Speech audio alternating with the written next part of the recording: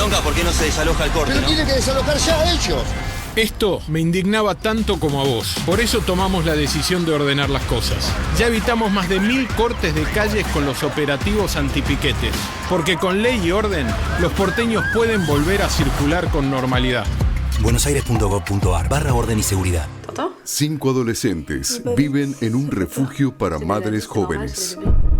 Ellas se criaron en circunstancias difíciles y luchan por construir una vida mejor para ellas y fundamentalmente para sus hijos. Premio al mejor guión. Premio del jurado ecuménico en el Festival de Cannes. La última obra maestra de los grandes directores belgas, Jean-Pierre y Luc Dardenne. Zeta Films presenta en la Argentina Madres Jóvenes. Un film sobre el presente y una mirada al futuro. Madres Jóvenes, un film de Jean-Pierre y Luc Dardenne. Sensacional estreno, jueves 4 de junio, solo en cines. Si disfrutás del cine europeo, las historias intensas, las miradas diferentes y el talento del cine contemporáneo, Eurochannel te ofrece cada día una cuidada selección de películas de toda Europa, thrillers, dramas y grandes producciones actuales. Eurochannel, el cine europeo que se siente. Disponible en Flow, canal 324.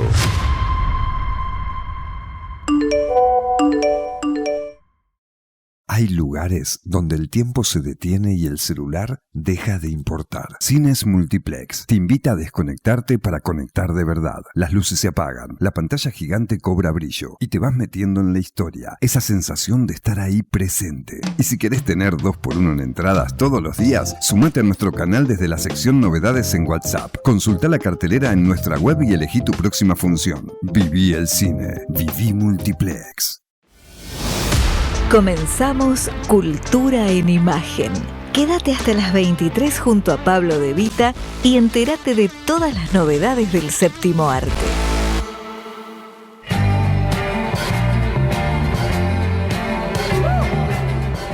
Hola, ¿qué tal? Muy buenas noches a todos, bienvenidos. Un nuevo domingo y una nueva edición de Cultura en Imagen. Aquí, por supuesto, en Radio Cultura, todo el país a través de www.fmradiocultura.com.ar. Son apenas pasadas las 22 horas de este domingo que nos va a llevar a otro domingo en el cual tuvimos una gran visita que vale la pena recordar a partir del estreno en las salas argentinas del film Los Colores del Tiempo del director Cédric Klapisch, o Clapif, como sería una pronunciación más acercada a la denominación original de su nombre, un director que a través de esta película se reencuentra con el público argentino después de grandes éxitos que tuviera en la pantalla nacional a partir de estrenos del cine francés de primer orden, como fueron Las Muñecas Rusas o Piso Compartido, y que aquí, en el caso de Los Colores del Tiempo, se permite jugar un ida y vuelta a través de lo que significa la memoria, la historia, la identidad, la familia y también las marcas de lo que significa la historia en relación al arte a partir de la narración de unos primos prácticamente desconocidos entre sí que reciben una herencia familiar que esconde resonancias con la gran historia de las vanguardias pictóricas francesas de comienzos del siglo XX. Una película que además encuentra en su reverso una labor fundamental que lo conecta vitalmente con nuestro país, porque Cédric Klapisch en toda su filmografía construyó el trabajo de escritura de la mano del argentino Santiago Amigorena, escritor él, radicado en París, y que a partir de esa comunión con un particular método de trabajo se permitieron brindar grandes obras para la pantalla grande. También Amigorena es un notable escritor y tuvimos la oportunidad de compartir hace un par de meses su visita en la Argentina con referencia a cuando Piso Compartido y la añoranza también de lo que significaba Las Muñecas Rusas hacían eco en su presencia a partir de la visita en la cual presentó Los Colores del Tiempo y que nos permitiera que tuviera visita aquí en el estudio de Radio Cultura y comentáramos esta película, Los Colores del Tiempo, y además estas resonancias a la anterior filmografía compartida con el gran Cédric Klapisch. Entonces, si les parece bien, a partir de esta noche de domingo, en una pausa musical que de la mano de Leo Giusti nos va a introducir en esta noche, a quien le damos la bienvenida. Vamos a ir a una entrevista de excepción y que engalana la pantalla cinematográfica argentina a partir del estreno en salas comerciales de Los Colores del Tiempo y a partir de la visita en nuestros estudios del escritor argentino radicado en Francia, Santiago Amigorena. Pero primero, lo primero, la música, y luego nos reencontramos en Cultura en Imagen con un viaje en el tiempo que tiene infinitas resonancias, incluso para este programa.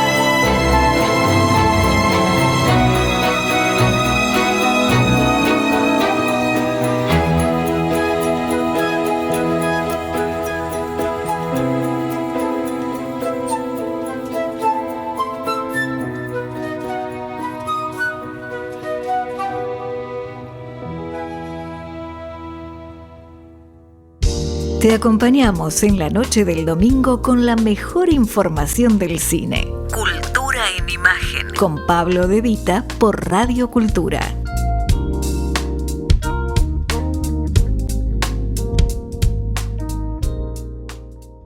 Bueno, segundo bloque de Cultura en Imagen en esta noche de domingo aquí en Radio Cultura, y la verdad que es una entrevista que queríamos hace mucho hacer.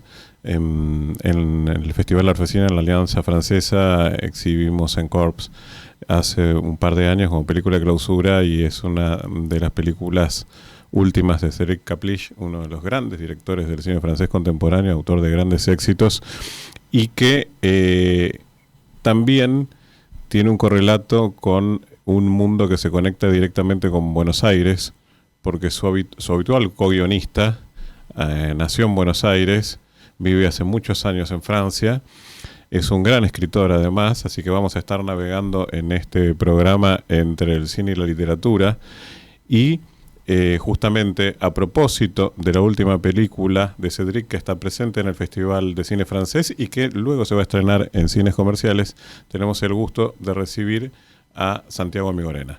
Muy bienvenido, Santiago. Es un placer saludarte en esta noche de domingo aquí en Radio Cultura. Un placer estar acá contigo. Bueno, yo quería mostrar, vos venís a presentar un nuevo libro, pero este es uno de los grandes títulos de Santiago. A mí me encanta este libro, El Gueto Interior. Y creo, y voy a tomar justamente esa estructuración como para empezar el diálogo contigo, de que hay un lugar en el cual este libro con la última película que veniste a presentar a Argentina dialogan, porque está la mirada al pasado en la construcción de una identidad. Contanos si encontrás justamente algunas referencias, más allá de la historia, lógicamente, que es totalmente distinta, ¿no? Tenemos seguramente con el director, con Cédric, muchas cosas en común, entre las cuales madres psicoanalistas, por ejemplo. El hecho de ser los dos hijos de madres judías también. Y El Gueto Interior es un libro que sé que le gustó mucho a él también, así que seguramente estaba presente todo el tiempo cuando escribíamos la película. Uh-huh. Tiene una relación, él, y yo lo acompaño mucho en esa relación con la infancia, que muchas veces sus películas se refieren, son personajes adultos, digamos, pero se refieren a la infancia de los personajes. En esta última película vamos un poquito más lejos porque se refiere a antepasados más lejanos, digamos, pero sí estoy seguro que en su cabeza como en la mía estaba presente el gueto interior. Uh-huh. Y a propósito de lo que significa el gueto interior como construcción literaria, hay algo que es muy seductor. Bueno, la traducción, porque vos lo que viste en francés, es de Martín Caparrós, que es primo de Santiago, y además hay una conexión directa que hilvana el personaje protagónico de este libro con un relato también de Martín. Quería saber cómo es esa relación íntima que se establece con ese personaje lejano en la cronología, que no llegan a conocer, pero que sin embargo ustedes revisitan también para un poco revisitar parte de la historia de la Argentina a través de lo que significaron las corrientes migratorias, ¿no?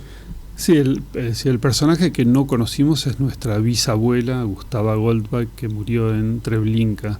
El personaje que sí conocimos los dos es nuestro abuelo, Vicente Rosenberg, sobre quien Martín, antes que yo, escribió un libro en el cual cuenta toda la vida de Vicente Rosenberg, toda la vida de su abuelo español, Caparrós, hasta el momento en que él nace, y que esos dos personajes que atraviesan la historia del siglo XX, uno huyendo de la Shoah, huyendo el primero el antisemitismo antes de la guerra, pero viviendo un drama, digamos, cuando su madre le escribía cartas desde el gueto de Varsovia, y el otro, el abuelo español,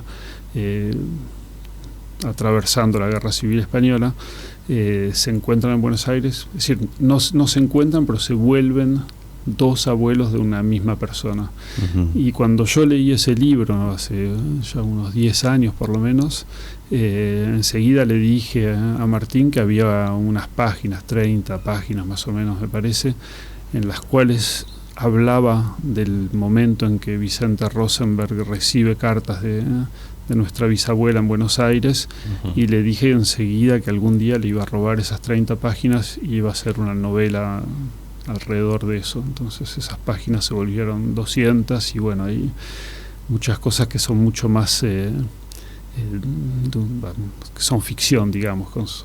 Yo creé personajes alrededor de Vicente Rosenberg, hay muchas cosas que nadie puede saber, ¿no? De claro. Qué discutían en un café tres amigos en 1940 en Buenos Aires, nadie lo sabe. Uh-huh. En el libro de Martín son hechos reales en general. Uh-huh.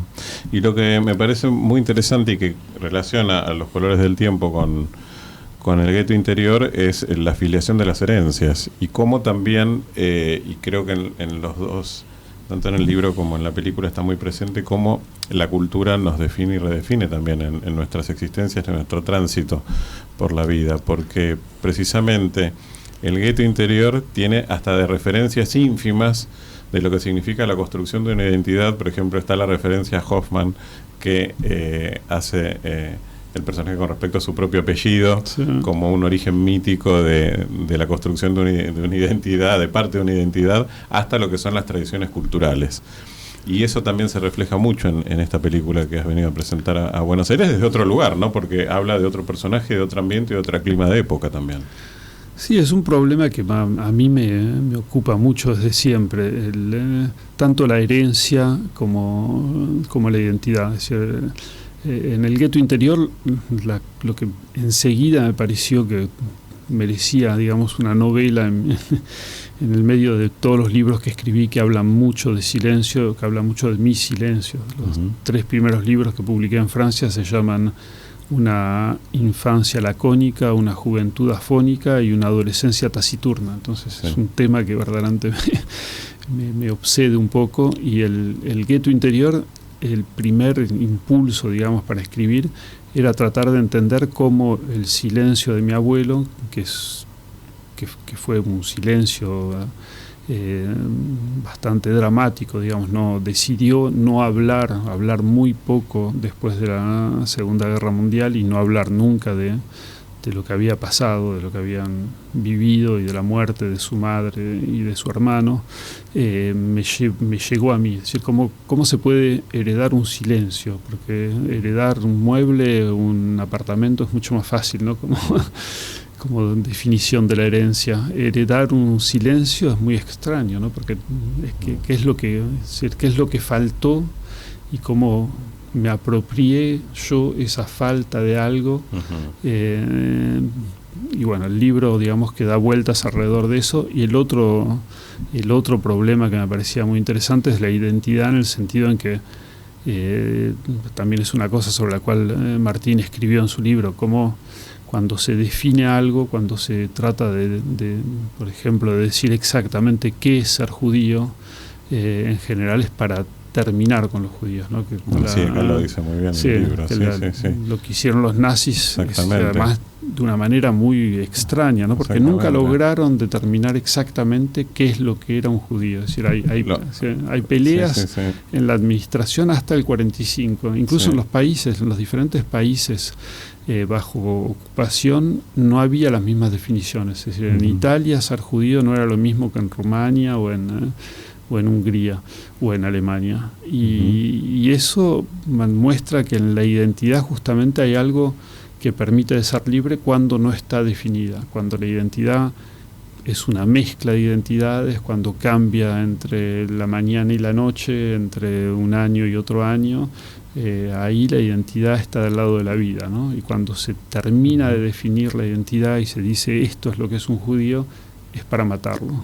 Exactamente, y eso es lo que muestra tan certeramente y además desgarradoramente el libro, porque precisamente recuerdo cuando lo leí que hay una parte, bueno, no creo que la pueda encontrar ahora, justamente donde vos detallás esa cronología del horror en cuanto a esa cosificación de la persona. Sí, cuando escribí el libro leí muchísimas cosas, obviamente no las puse todas en el libro, pero es muy, muy interesante. Bueno, la literatura sobre la Segunda Guerra Mundial es infinita, pero hay muchos detalles que decir que no quería que el libro tenga algo espectacular, ¿no? Entonces, los detalles más terribles me parece que no los puse, elegí no ponerlos en el libro. Pero bueno, es lo mismo que pasa ahora, ¿no? Mismo cuando se define un comunista también es para terminar con el comunista. Si no, todos podríamos decir que tenemos momentos comunistas donde queremos que todo esté en común. Claro. Momentos no soviéticos, ¿no? Comunistas en el mejor sentido de la palabra. Tenemos momentos donde somos todos griegos, todos somos en algún lugar judíos.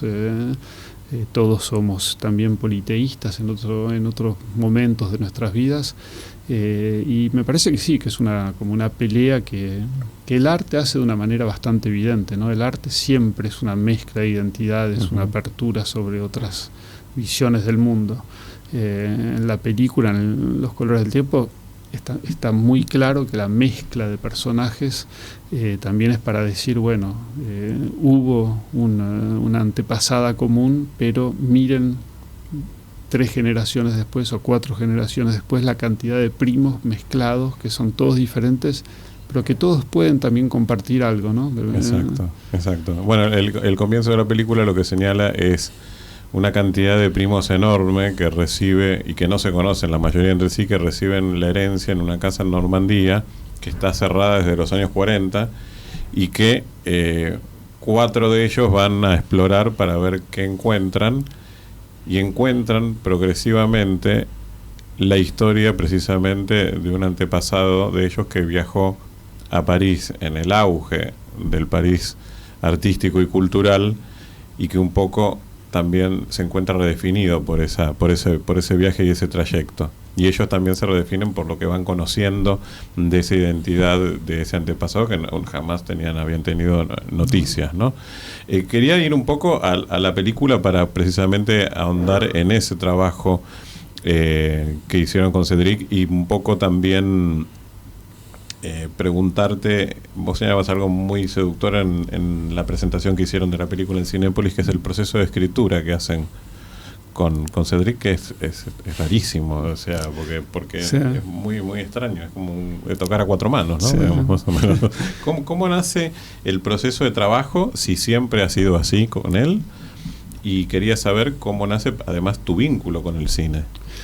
Bueno, el vínculo con el cine y el vínculo con Cédric están un poco mezclados, ¿no? Porque yo decidí de una manera un poco arbitraria, pero seguramente empujado bastante por mi familia, que iba a dedicarme a la literatura. Y esa decisión me parece que la hice antes de los 10 años. Antes de los 10 años ya escribía y ya decía que lo que iba a hacer después era escribir. Cuando lo conocí a Cédric tenía 14 o 15 y nos volvimos muy amigos alrededor del cine. Es decir, la cinefilia en esa generación en París en los 70 era monstruosa. Es decir, París era una ciudad donde se podía ver casi todo el cine. Nosotros íbamos casi todos los días al cine, hablábamos de cine, nos ocupaba mucho, digamos, en esa época. Y yo, como era el que no quería hacer cine, pero el que quería escribir, naturalmente empecé a escribir guiones, y ese se volvió mi trabajo, ¿no? Siempre es el único trabajo que hice en mi vida, pero siempre pensando que lo que tenía que hacer en serio, digamos, era escribir libros. Con Cédric dimos algunas vueltas antes de quizás de escribir exactamente como escribimos ahora. Escribimos 3 guiones con otro amigo del liceo.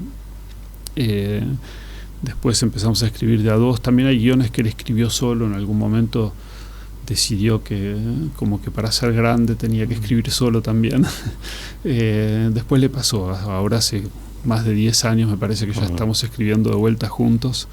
Es muy extraño. Es decir, yo trabajé con muchísimos directores, con no sé cuántos, 40, 50 directores. Es el único director con quien escribimos los dos con una sola computadora y discutiendo muy poco. Es decir, empezamos a escribir, discutimos mucho antes de escribir, pero al momento de escribir, uno escribe diálogos, les sale algo, si al otro no le gusta, agarra la computadora, lo borra, escribe otra cosa. No tratamos de convencernos con argumentos afuera de la escritura. Tenemos como una confianza que si a uno de los dos no le gusta, debe ser que no es lo mejor. Podemos volver atrás a veces y decir, bueno, quizás lo que habías escrito era más interesante, pero digamos que el proceso ese de una especie de confianza absoluta en el hecho de que nadie va a querer defender su idea por narcisismo, por orgullo. Me parece que eso es muy, muy raro en la colaboración artística. Con Cédric es absoluta esa idea. Y él, como director, es tiene una apertura que es bastante extraordinaria, porque él tiene la misma relación con el director de fotografía, con los actores. Sabe muy bien lo que quiere hacer. Además, sus películas se reconocen inmediatamente. Es un director que tiene un estilo muy claro. En Francia tiene un público, lo que es muy raro para un director tener su público. Es decir, hay gente que va a ver la película de él, no importa. Mismo si hay una estrella absoluta, un actor muy muy conocido, siempre se dice que es la película de Cédric. Entonces, mismo teniendo ese estilo tan especial y tan reconocible, se abre muchísimo. Si alguien le propone una idea, nunca la va a rechazar porque es la idea de alguien otro.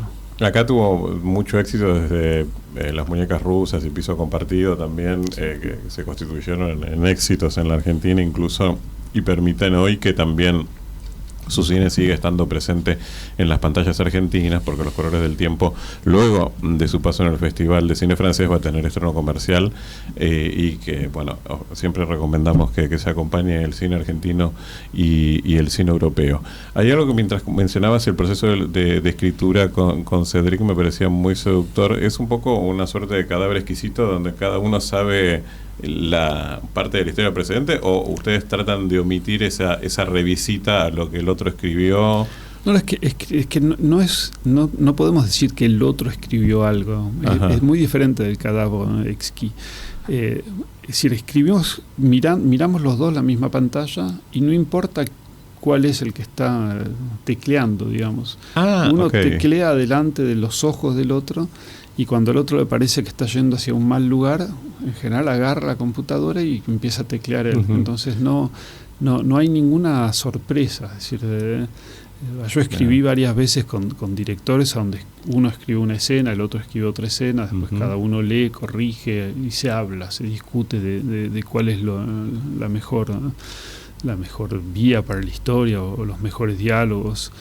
Con Cédric escribimos verdaderamente como si tuviésemos 4 manos sobre el teclado todo el tiempo. Entonces es muy fácil,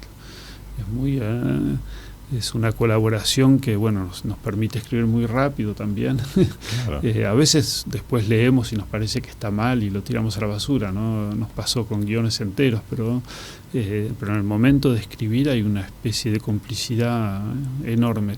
Obviamente viene de los casi 50 años de amistad, porque ya discutimos más o menos todas las cosas que teníamos que discutir a nivel artístico, político, filosófico.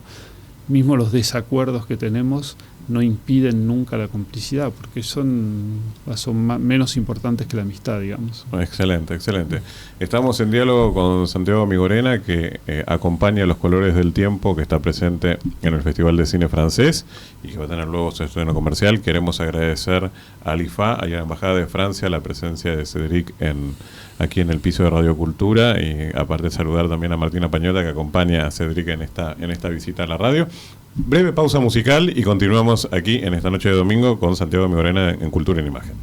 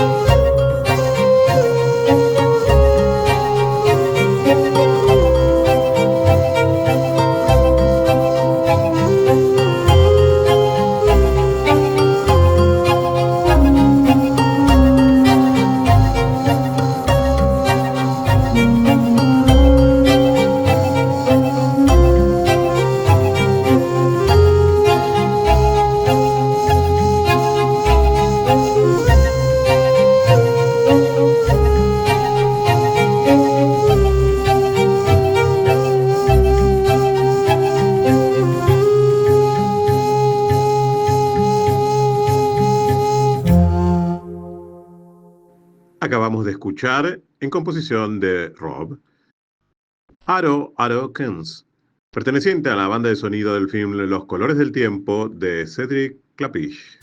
Bronca, ¿por qué no se desaloja el corte, Pero no? tienen que desalojar ya ellos.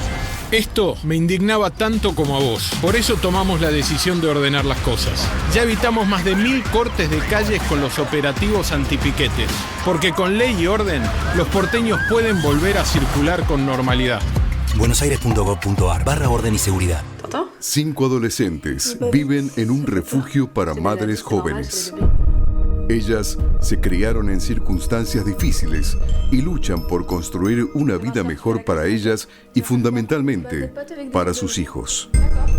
Premio al mejor guión. Premio del jurado ecuménico en el Festival de Cannes. La última obra maestra de los grandes directores belgas, Jean-Pierre y Luc Dardenne. Z Films presenta en la Argentina Madres Jóvenes. Un film sobre el presente y una mirada al futuro. Madres Jóvenes, un film de Jean-Pierre y Luc Dardenne. Sensacional estreno, jueves 4 de junio, solo en cines.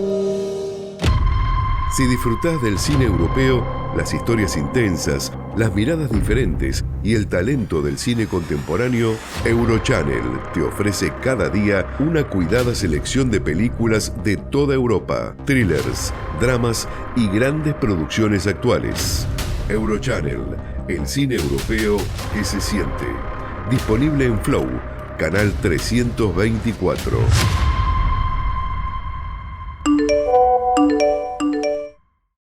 Hay lugares donde el tiempo se detiene y el celular deja de importar. Cines Multiplex te invita a desconectarte para conectar de verdad. Las luces se apagan, la pantalla gigante cobra brillo y te vas metiendo en la historia. Esa sensación de estar ahí presente. Y si querés tener 2x1 en entradas todos los días, sumate a nuestro canal desde la sección Novedades en WhatsApp. Consulta la cartelera en nuestra web y elegí tu próxima función. Viví el cine. Viví Multiplex. ¿Amás el buen vino? Vinoteca La Cava Wine Store te espera. Atención personalizada, bodegas exclusivas. Seleccionamos lo mejor del vino argentino. Más de 500 etiquetas harán que tu copa de vino sea una experiencia. Ubicados en el corazón de Recoleta, Rodríguez Peña, 1515. La Cava Wine Store, el placer de elegir buen vino. Te acompañamos en la noche del domingo con la mejor información del cine. Cultura en imagen. Con Pablo De Vita por Radio Cultura.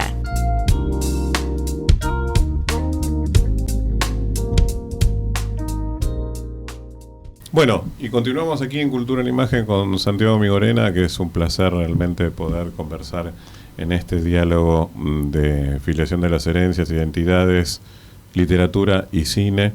Y a propósito además de su presentación acompañando Los Colores del Tiempo, que luego va a tener estreno comercial. 2 funciones ya tuvo a sala llena, con localidades agotadas en el Festival de Cine Francés, que tiene una muy linda programación y 2 grandes clásicos del cine francés, como son Alphaville y Le Méprise de Godard, que recomiendo además cuando se estrenen también. Yo tuve oportunidad de ver la copia de Le Méprise en el Festival de Cannes, que es la copia que se va a presentar aquí. Es extraordinaria, es una película. Las 2 son 2 películas increíbles, ¿no? Realmente son 2 películas que redefinen el curso del tiempo, porque lo que ha hecho Godard con particularmente esta etapa de sus cines es redefinir el curso del tiempo y redefinir de manera absolutamente conceptual el sentido del cine. Pero estamos conversando con Santiago Migorena y quería ir justamente a esta relación entre literatura y cine. La vieja discusión académica está entre lo que significa la adaptación y la traslación. ¿Crees que son conceptos válidos a la hora de analizar un libro que se convierte en película? ¿O pensás que en realidad es una concesión del lenguaje para una mutación de situaciones que no existen en la realidad? Sí, es complicado, nunca lo había pensado en esos términos. Lo que es cierto, me parece, es que la especificidad del cine y la especificidad de la literatura no tienen nada que ver. La literatura no, lo que es específico de la literatura no es contar historias, ¿no? Es decir, contar historias se contaron con la pintura, oralmente, obviamente ahora con el cine, con las series. Lo específico de la literatura es ocuparse del lenguaje, es crear un lenguaje, es preguntarse qué es el lenguaje, preguntarse cuál es la relación nuestra como ser humano con el lenguaje, preguntarse por qué nosotros hablamos y los animales o las piedras o las plantas no hablan, qué es esa lo que nos construye.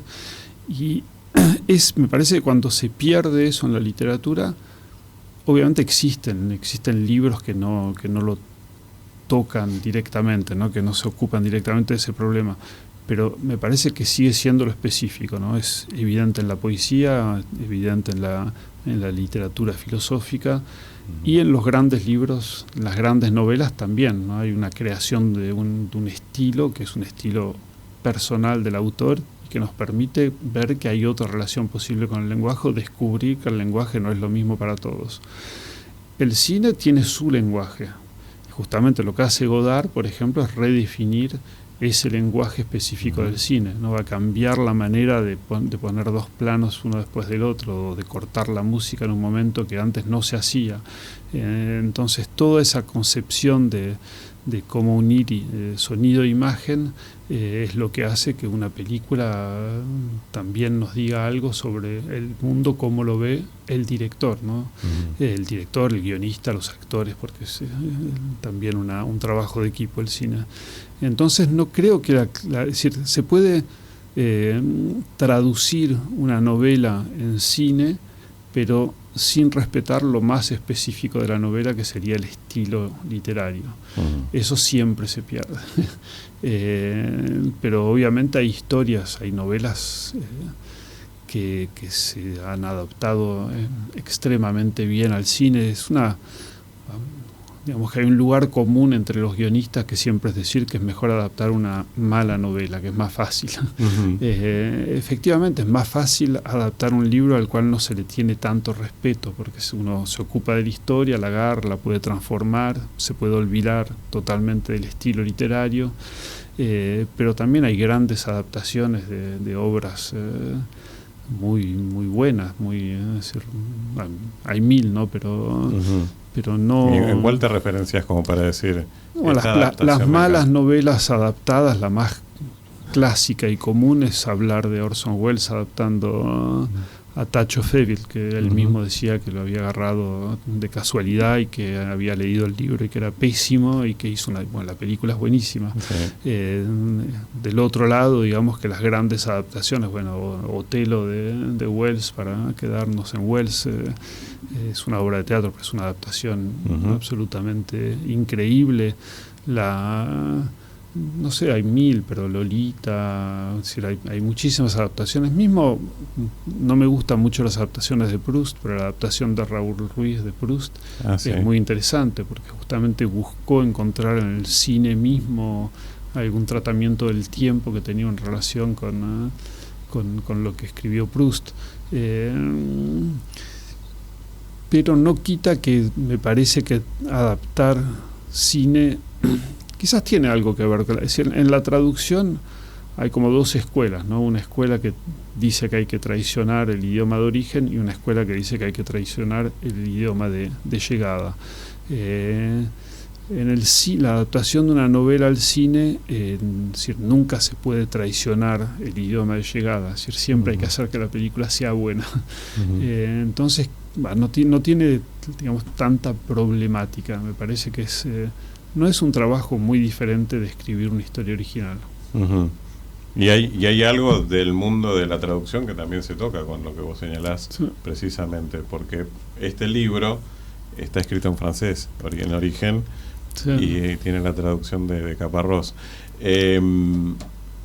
Y quería ir un poco a ese diálogo de la construcción, porque también me resulta muy seductor, porque un poco entrecruza precisamente esto que significaba la identidad. Vos escribís en francés de un tema, de una realidad tan argentina, porque transcurre en el Buenos Aires de los 40, y hay un montón de coordenadas, de muchas que ya no existen y muchas que siguen, que están presentes acá. Y quería saber, en ese sentido, el escribir en francés, si te aproxima o te aleja de este proceso creativo. Primero, no es una elección escribir en francés. Escribo en francés porque es mi idioma de lectura, es decir, leí más en francés que en castellano. Después, el francés tiene una particularidad, es que hay muchos escritores de lengua materna extranjera, lo que no hay en español. En español es muy, muy raro, no hay grandes, es decir, no hay escritores muy conocidos que vengan de otro idioma. En francés está Beckett, Casanova, Potocki, es decir, hay muchísimos. Sí, un montón. Kundera también, creo que es. Kundera, hay una cantidad, los rumanos, Eliade, Gerasim Luka, Cioran. Es como un idioma que no se sabe, no sé por qué, porque no hay ninguna explicación. El español, es decir, no son idiomas tan lejanos. El francés es un idioma obviamente muy importante. Francia tuvo su momento de imperio muy importante, pero España también. Hay más gente que habla español que francés en el mundo. Pero bueno, yo encontré en todo caso un lugarcito en el francés, y me gusta mucho la relación que tengo con el francés. Me parece que hay muchos escritores que la tuvieron. Beckett es el más obvio, de una distancia con el idioma que permite a veces jugar un poquito más que cuando es el idioma materno. La relación con Buenos Aires o con mi abuelo es la relación de cualquier chico, no es muy diferente. Es decir, son una mezcla de recuerdos, de mitología familiar, cosas que me contaron, lugares efectivamente como el Café Tortonia, donde yo lo imagino a mi abuelo porque fui, sobre todo cuando volví por primera vez después de 10 años a Argentina en los 80, en el 83. Tenía, es decir, es una mezcla, como si lo que pasa siempre con el pasado, ¿no? Uno cuando escribe sobre el pasado no puede escribir sin tener presente el presente. Es decir, hay siempre un eco del pasado en el presente, y cuando uno escribe sobre el pasado hay un eco del presente en el pasado, ¿no? Eso es lo que a mí me parece que le da como una fuerza de existencia a una evocación personal, ¿no? En el gueto interior yo sé que hay cosas que no son ciertas. En ningún momento trato de certificar mi memoria con con otras memorias. Un ejemplo muy simple, por ejemplo, el personaje de la mujer del protagonista, digamos, que es mi abuela, Rosita Rosenberg. Mi madre, cuando lo leyó, mi tía también, me dijeron enseguida: esa Rosita no existió. Para ellos es totalmente diferente de su madre, para ellas. Pero lo que es extraño es que esa abuela de la cual yo hablo cuando tiene 30, 40 años, yo siento todo lo que sentí con mi abuela cuando tenía 60. Y si no hubiese puesto en el personaje la dulzura que yo le veía a los 60, no podría haberlo escrito. Hubiese sido una traición igual, ¿no? Entonces para mí es como una mentira que se vuelve más cierta que la verdad. Excelente. Excelente. Y dentro de esa relación de verdades está tu nuevo libro también. ¿Hay un solo amor? Bueno, hay un solo amor. El título se refiere sobre todo al hecho de que hay un solo amor, es decir, que se puede amar una obra de arte como se ama a una persona, ¿no? El libro es como una carta de amor a mi mujer, y es una carta de amor a donde le trato de decir que durmiendo una noche en un museo miro las obras de arte con la misma mirada, digamos, amorosa que la miro a ella. En ese sentido sí, me parece que hay un solo amor. En todo caso me gusta más la idea, no la voy a defender de un punto de vista teórico.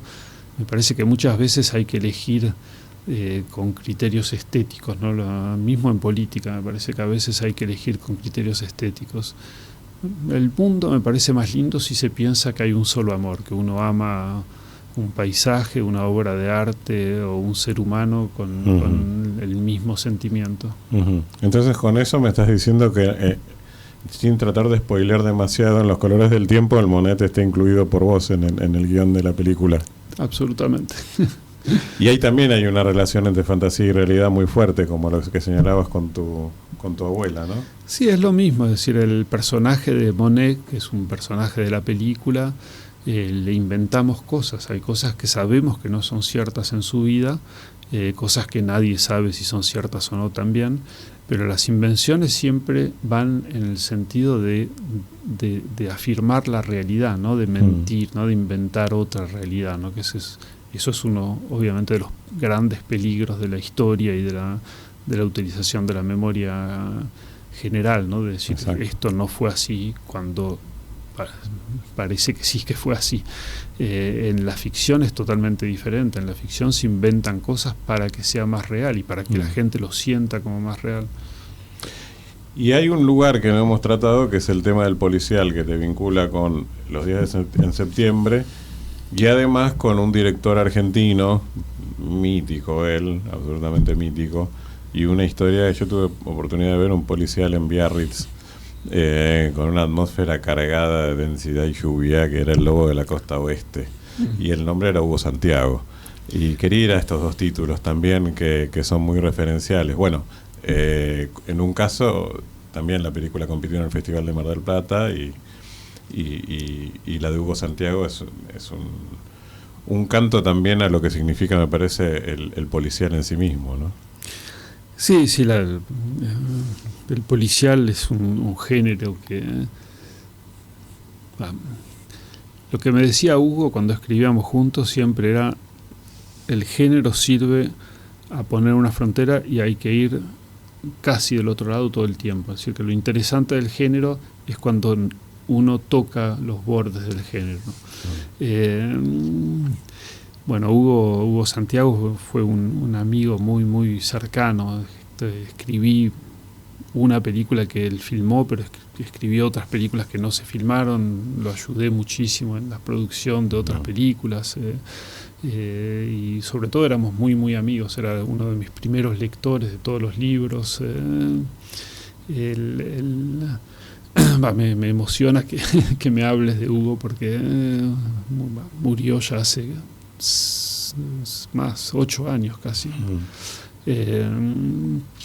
Pero bueno, me queda en la memoria. Estuve con él acá en Buenos Aires,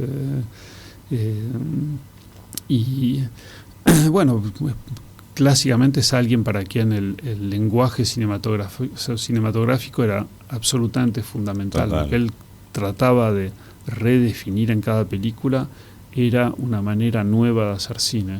Exactamente. Me acuerdo que lo conocimos cuando Agustina Jambi Campbell hizo la producción de su última película. Le mandamos un beso a Agustina, una querida amiga. Y bueno, es hablar de un canon absoluto para el cine argentino, que fue Invasión, ¿no? Que redefinió también el curso del cine argentino. ¿Te comentó algo de esa historia con Borges y Bioy? ¿Hablaron de eso? Hablamos todo el tiempo. Todo el tiempo. Porque todo el mundo se está muriendo por saber algo de eso. Bueno, a Borges lo vi una sola vez en París, pero a Bioy lo vi con Hugo, a chismes. No sé si hay chismes sobre Invasión, ¿no? Y sobre... Tengo enfrente de mi escritorio en París, tengo una foto de Hugo y Borges juntos en la filmación. Es decir, para mí era fundamental. Bueno, te puedo contar un chisme que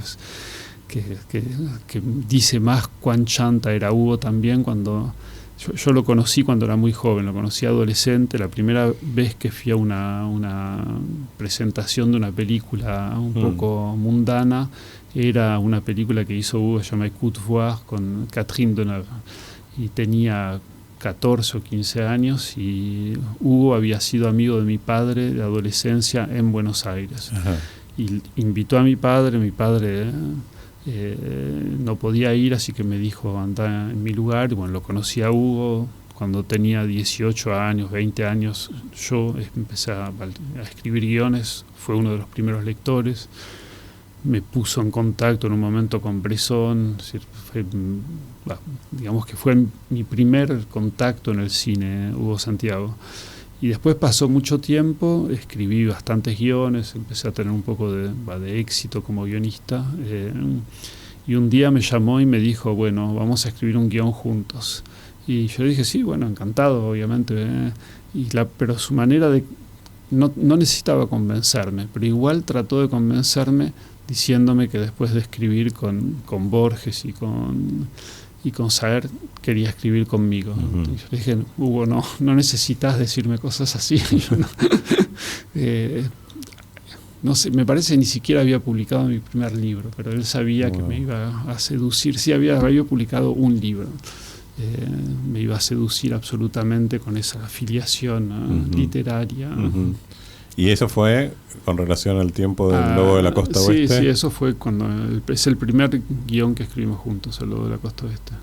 Que es una adaptación, además, es una adaptación de un cuento muy corto de Ross MacDonald, que es un cuento que tiene 6 o 7 páginas, ¿no? Y que está entero en la película, pero obviamente la película hay muchísimas cosas alrededor.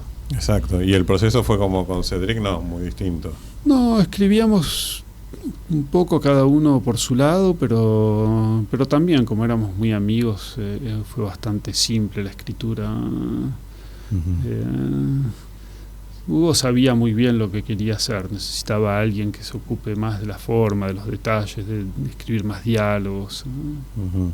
¿Y sos de acompañar las filmaciones? O... Sí, siempre trato de acompañar un poco. Con Cedric obviamente acompaño mucho más, no solo la filmación, pero la edición, el casting, las locaciones, hacemos un poco todo juntos.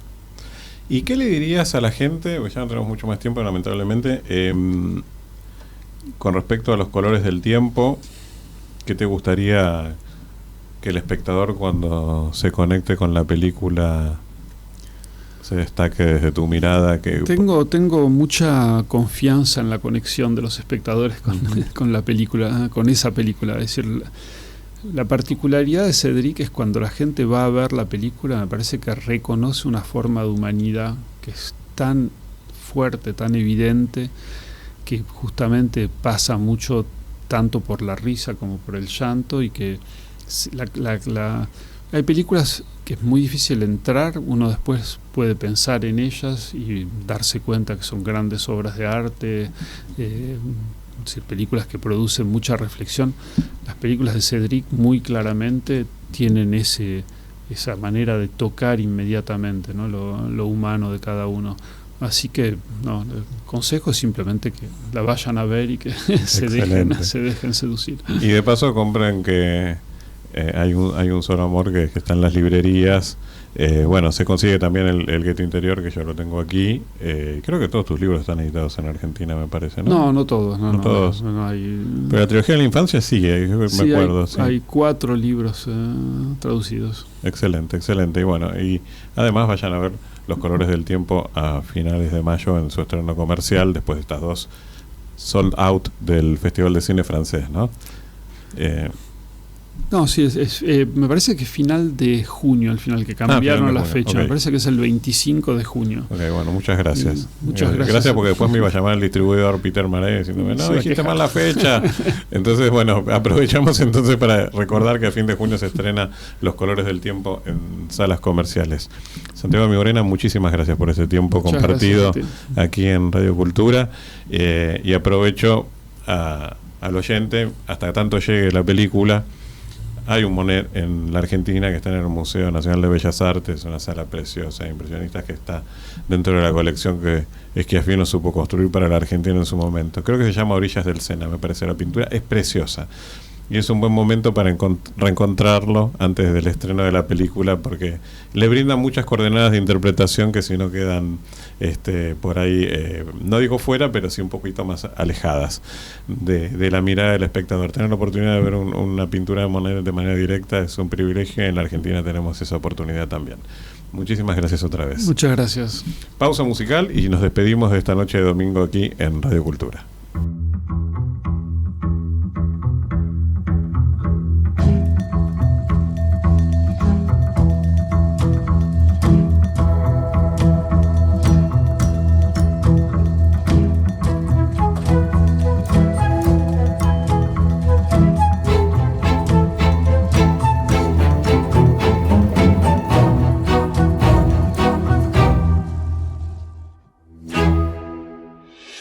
Estás en Cultura en Imagen. Cultura en Imagen.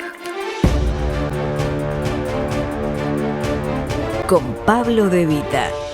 Bueno, pasadísimos de tiempo, pero muy agradecidos, por supuesto, a Nicolás Giancaglini y a Radio Cultura, lo que significa siempre extenderse un poquito, ¿no?, en el tiempo cuando tenemos la posibilidad de tener grandes nombres como lo que ha sido la visita de Santiago Amigorena, que vino a presentar su nuevo libro, Hay un solo amor, que tuvo una charla en el Museo de Bellas Artes, donde además, como dije antes, recomiendo la sala de impresionistas y particularmente el Claude Monet que está presente allí a orillas del Sena, como prólogo para cuando se estrene Los colores del tiempo, la película de Cédric Caplice, de la cual Santiago Amigorena es co-guionista junto al director, y además hablar de lo que ha significado su gran literatura, particularmente ese vínculo íntimo que tiene la construcción de identidad con el gueto interior. Pero ha sido un día largo y nos hemos pasado de horario, así que punto final para esta edición de Cultura en Imagen. Le agradecemos, por supuesto, su compañía, por supuesto, domingo, aquí en la sintonía de Radio Cultura, y será de la mano de Nicolás Giancaglini en la operación técnica, a quien le agradecemos también su presencia en esta noche, la oportunidad de reencontrarnos dentro de 7 días con todo el panorama del cine, la cultura y el audiovisual. Hasta dentro de 7 días, y como siempre decimos, muy buena semana y sobre todo muy buen cine visto en el cine. Chau. Bronca, ¿por qué no se desaloja el corte? Pero ¿no? tiene que desalojar ya ellos. Esto me indignaba tanto como a vos. Por eso tomamos la decisión de ordenar las cosas. Ya evitamos más de 1000 cortes de calles con los operativos antipiquetes. Porque con ley y orden, los porteños pueden volver a circular con normalidad. buenosaires.gov.ar/orden y seguridad. 5 adolescentes viven en un refugio para madres jóvenes. Ellas se criaron en circunstancias difíciles y luchan por construir una vida mejor para ellas y fundamentalmente para sus hijos. Premio al mejor guión. Premio del jurado ecuménico en el Festival de Cannes.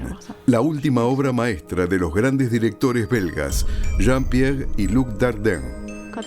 Zeta Films presenta en la Argentina Madres Jóvenes. Un film sobre el presente y una mirada al futuro.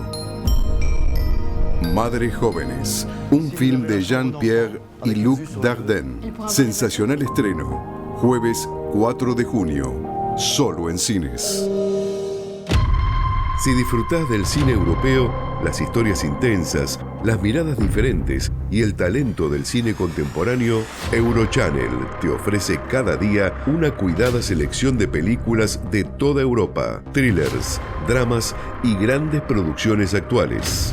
Eurochannel, el cine europeo que se siente. Disponible en Flow, canal 324.